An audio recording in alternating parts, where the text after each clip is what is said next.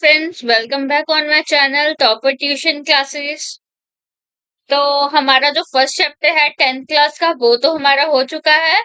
तो आज हमने करना है उसके सॉल्यूशन के जो क्वेश्चंस हैं बैक एक्सरसाइजेस के, उसके जो आंसर्स हैं वो मैं एक बार आपके साथ डिस्कस कर देना चाहती हूँ। स्टार्ट करने से पहले आप सभी बच्चों को जो जो इस वीडियो को देख रहे हैं, आप सभी से अनुरोध है कि सबसे पहले इसको लाइक कर दीजिए, सब्सक्राइब कर दीजिए और जितने भी अपने फ्रेंड्स के ग्रुप हैं उसमें शेयर कर दीजिए। ठीक है बेटा, स्टार्ट करते हैं हम। ओके। तो ये है हमारे सॉल्यूशंस एनसीईआरटी के। तो उसके जो फर्स्ट एक्सरसाइज उसमें तीन क्वेश्चंस आएंगे। First is why a magnesium ribbon be clean before burning in air. Second है ये balanced chemical equations and third is this balanced chemical equation. So this is your answers. So why should a magnesium ribbon be clean before burning in air? क्योंकि जो magnesium ribbon है उसके ऊपर क्या लगा होता है, व्हाइट कलर की जो पाउडरी फॉर्म है, दैट इज मैग्नीशियम ऑक्साइड। वो परत जो होती है उसके सरफेस पे क्या होती है, डिपॉजिट होती है। इसलिए हम उसको क्या नहीं कर सकते, बर्न नहीं कर सकते। वो क्या करती है कि एक तरीके की हिंड्रेंस पैदा करती है इन बर्निंग। सो मैग्नीशियम रिबन यूज करने से पहले हमें उसको क्लीन करना होता है। बेटा ये सारी चीजें जो है मैं एक बारी आपको बता दूं कि ये सारे जो हमारा जो चैप्टर है, ये मैंने इसी चैनल पे सारे का सारा पढ़ा रखा है, आपको सारे का सारा टीच कर रखा है, सारे जो नोट्स हैं वो प्रोवाइड कर दिए हैं मैंने। ये जस्ट सॉल्यूशंस हैं जो मैं आपके सामने लेके आई हूँ ताकि बच्चे इसको देख के नोट्स बना ले, क्योंकि कई बच्चों को कई बार होता है कि हमें सिर्फ इसके सॉल्यूशंस चाहिए और हमें इसके सॉल्यूशंस ही समझने हैं। तो ये उन बच्चों के लिए है जो बच्चे चैप्टर पढ़ना चाहते हैं या एक बार अपना सारा जो डाउट्स हैं चैप्टर्स के रिलेटेड वो क्लियर करना चाहते हैं। तो सबसे पहले इस चैनल पे जाके आप प्लेलिस्ट में जाइए। क्लास 10th साइंस नाम से प्लेलिस्ट होएगी, वहां से जो सारा चैप्टर है उसको सुनिए। इसके बाद आप यहाँ पे क्वेश्चंस को डिस्कस करने के लिए यहाँ पे आ सकते हैं। ठीक है। तो सेकंड क्वेश्चन आ गए हमारे, हाइड्रोजन एंड क्लोरीन को हमने बैलेंस करना था, हमने ये भी कर लिया। Barium chloride aluminium sulphate to barium sulphate aluminium chloride, ये वाली रिएक्शन जिसको हमने बैलेंस करना है। ये सारी रिएक्शंस जो है मैंने अपने जो चैनल है उस पे आपके साथ डिस्कस करी हुई है। थर्ड क्वेश्चन है कि ये आपको एक स्टेटमेंट दी हुई है कि solution of barium chloride BaCl2 sodium sulfate Na2SO4 react to give insoluble barium sulfate and sodium chloride. So barium sulfate का formula BaSO4 and sodium chloride का NaCl. After you have to balance this all equation.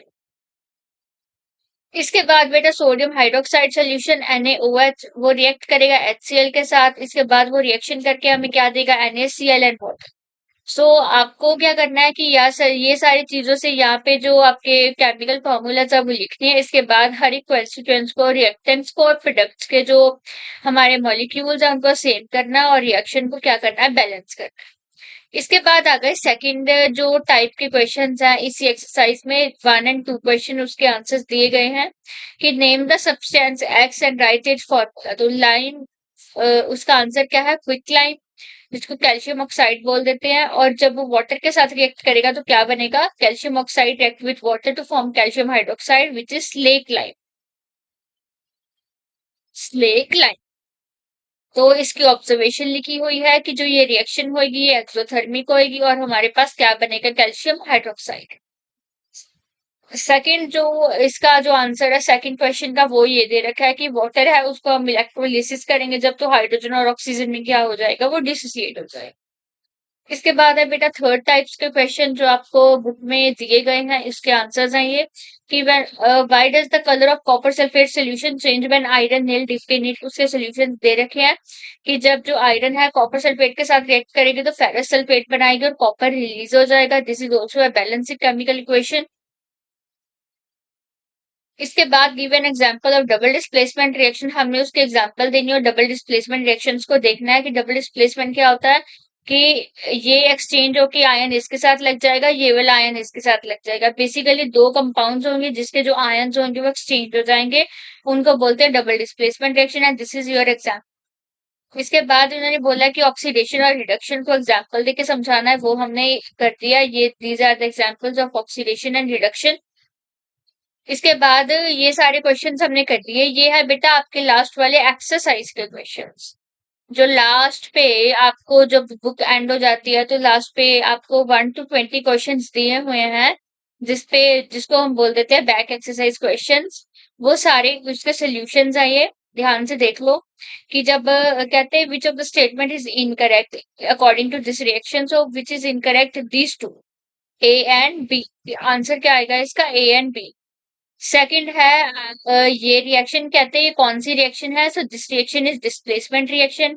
Displacement reaction करी हुई है ना कि इसको हटा के ये चीज इसके साथ लग जाएगी, एल्यूमिनियम ऑक्साइड और फेरस अलग हो जाएगा। So this is an example of displacement reaction. ठीक है। इसके बाद है कि व्हाट हैपन जब डाइल्यूट HCl को हम आयरन में ऐड करेंगे तो क्या होएगा, वही मैंने आपको इसके आंसर्स हैं जो दिखा दिए। इसके बाद फोर्थ क्वेश्चन है कि बैलेंस्ड केमिकल इक्वेशन क्या होती है, क्या होती है, जिसके जो रिएक्टेंट्स के मॉलिक्यूल्स हैं और जो प्रोडक्ट्स के मॉलिक्यूल्स हैं, तब वो दोनों क्या होंगे, सेम होंगे दोनों साइड, उसको हम क्या बोलेंगे, बैलेंस्ड केमिकल इक्वेशन।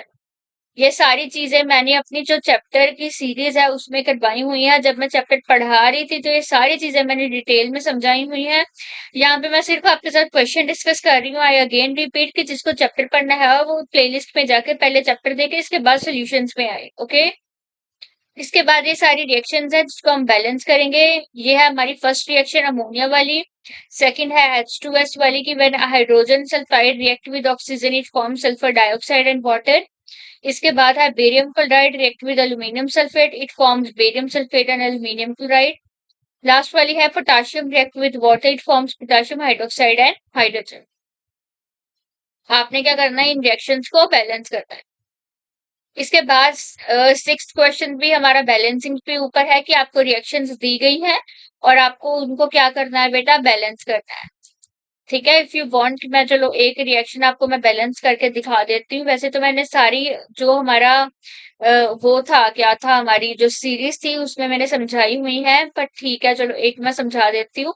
यहाँ पे हाइड्रोजन कितने हैं, एक। यहाँ पे हाइड्रोजन कितने हैं, दो। तो मेरे को यहाँ पे दो से मल्टीप्लाई करना पड़ेगा।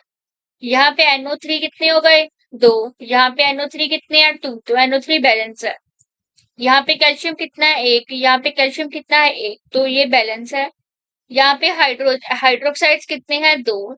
यहाँ पे टू लगाना पड़ेगा ताकि ये चीजों क्या हो जाए, बैलेंस हो जाए। ये देखो ऑक्सीजन दो हो गए, यहाँ भी ऑक्सीजन दो है, hydrogen 1 2 and this is 2 hydrogen, so 4 hydrogen. इसको 2 से मल्टीप्लाई करा तो 4 हाइड्रोजन। तो ये इसको क्या बोलेंगे कि हमने केमिकल रिएक्शन को क्या कर दिया, बैलेंस कर दिया। यहाँ पे आगे एक आप टेबल बना सकते हो, पहले हाइड्रोजन लिखो, ऑक्सीजन लिखो, NO3 लिखो, कैल्शियम लिखो, रिएक्टेंट लिखो, प्रोडक्ट लिखो, और देखो कि कितने कितने रिएक्टेंट में है, कितने कितने प्रोडक्ट में है और कितनी मल्टीप्लाई की जरूरत है। इसको हम बोलते हैं बैलेंसिंग ऑफ केमिकल इक्वेशंस। तो ये सारे उनके आंसर्स हैं। इसके बाद seventh question is again based on balanced equations. तो मैंने आपको बता दिया कि बैलेंस कैसे करनी है। ये आंसर्स जो है बैलेंसिंग के हैं, तो आप यहाँ से अपने जो आंसर्स है वो नोट कर सकते हो। इसके बाद फिर से आ गया कि या इसको बैलेंस करो और बताओ किस टाइप की रिएक्शन है। तो this is according to double displacement, this is decomposition, this is combination. Decomposition एक चीज डिसोसिएट हो रही है, ये दो चीजें मिलके एक चीज बन रही है, so this is combination. This is displacement reaction की इसने हाइड्रोजन को रिप्लेस करके एक खुद उसके साथ लग गई और मैग्नीशियम क्लोराइड बना लिया। इसके बाद नाइन्थ क्वेश्चन आ जाता है कि what is exothermic and endothermic reaction. जिसमें हीट रिलीज हो रही है एक्सोथर्मिक, जिसमें हीट एब्जॉर्ब हो रही है इज एंडोथर्मिक। ये हमने सारी चीजें कर ली हैं हमारे जो चैप्टर है उसमें। अगर आप बेटा चैप्टर को अच्छे तरीके से सुनोगे ना, मेरे जो लेक्चर्स दिए हुए हैं मैंने वो सारे अच्छे तरीके से सुनोगे, तो आपको एक्सरसाइज करने में कोई प्रॉब्लम नहीं आएगी, क्योंकि हर एक चीज मैंने उन लेक्चर्स में कवर करी हुई है। ठीक है। ये तो आपके सिर्फ सोल्यूशंस हैं जो मैंने आपको प्रोवाइड करवाए हैं, ताकि बच्चों को कोई दिक्कत ना आए, उनको एक जगह पे सब कुछ मिल जाए। Why is respiration consider exothermic process, क्योंकि रेस्पिरेशन क्या होती है, हमारी जो हीट है बॉडी की वो बाहर निकलती है, that is exothermic. Why decomposition reaction opposite to combination, क्योंकि आपस में दोनों उल्टे हैं, ये दो में से एक बनेगा, ये एक में से दो बनाएगा, so simply these are opposite.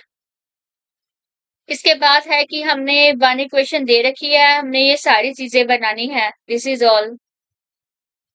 इसके बाद डिफरेंस करना है हमने डिस्प्लेसमेंट का, डबल डिस्प्लेसमेंट का। Again very easy question.